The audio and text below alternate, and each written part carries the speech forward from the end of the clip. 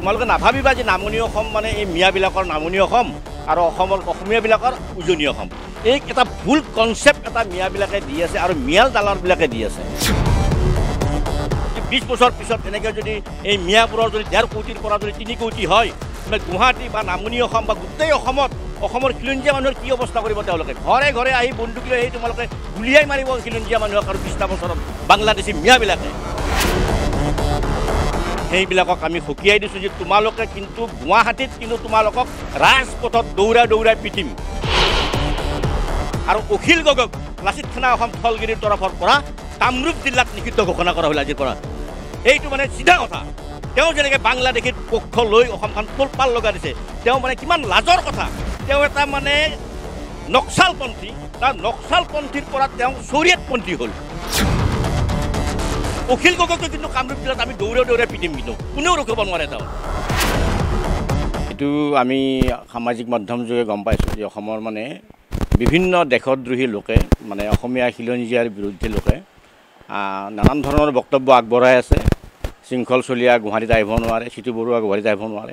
যদিও আমাৰ বীৰ লাচিত খানাৰ লগত মানে কিবা মানে নীতি আদৰ্শত অলপ অমিল আছে, তৎসত্বেও মানে এই বৃহৎ সংগ্ৰামৰ তেওঁলোকো অংশীদাৰ, আমিও অংশীদাৰ।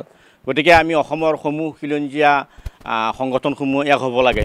সেই ক্ষেত্ৰত আমি আমাৰ অসমৰ সমূহ যিবিলাক আমাৰ জাতীয় সংগঠন আছে, আমি সকলোকে আমি আহ্বান জনাইছোঁ, সকলোৱে এক হওক এই আমাৰ বিপদৰ সময়ত। আৰু শৃংখল চলিয়াক গুৱাহাটীত নিষিদ্ধ ঘোষণা কৰিছে বা সিতু বৰুৱাক কৰিছে। গতিকে এই সংক্ৰান্তত আমি এই দালালবিলাকক, যিবিলাক বাংলাদেশীৰ দালাল আছে, তেওঁবিলাকক আমি সকীয়াই দিছোঁ আমাৰ লাচিত খানা অসম থলগিৰিৰ মঞ্চৰ তৰফৰ পৰা, যি এইবিলাক বক্তব্য যদি তোমালোকে অনাগত দিনত ৰাখি থাকা, কিন্তু আমি গুৱাহাটীৰ পৰা কিন্তু তোমালোকক নিষিদ্ধ ঘোষণা কৰিম। যে গুৱাহাটীত তোমালোকে কিন্তু থাকিব নোৱাৰিবা, এইটো চিধা কথা। কাৰণ তোমালোকে নাভাবিবা যে নামনি অসম মানে এই মিয়াবিলাকৰ নামনি অসম আৰু অসমীয়াবিলাকৰ উজনি অসম।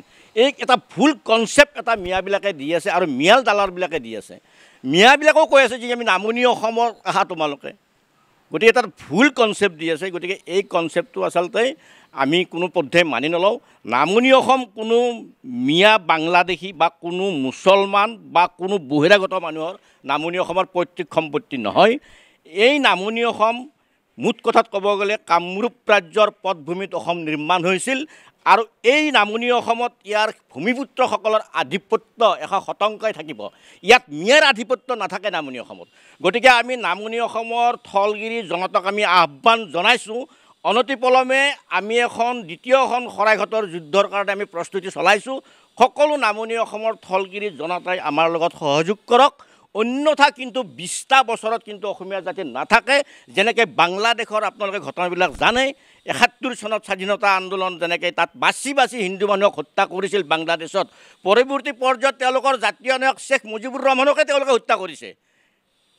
যোৱাবাৰো ছাত্ৰ বিক্ষোভ আন্দোলনত বাংলাদেশত কি ঘটনা হৈছে? বাছি হিন্দু মানুহক হত্যা কৰিছে। যদি 20 বছৰ পিছত এনেকৈ যদি এই মিয়াবোৰৰ যদি 1.5 কোটিৰ পৰা যদি 3 কোটি হয়, গুৱাহাটী বা নামনি অসম বা গোটেই অসমৰ খিলঞ্জীয়া মানুহৰ কি অৱস্থা কৰিব? তেওঁলোকে ঘৰে ঘৰে আহি বন্দুক লৈ আহি তোমালোকে গুলিয়াই মাৰিব খিলঞ্জীয়া মানুহক আৰু 20টা বছৰত বাংলাদেশী মিয়াবিলাকে।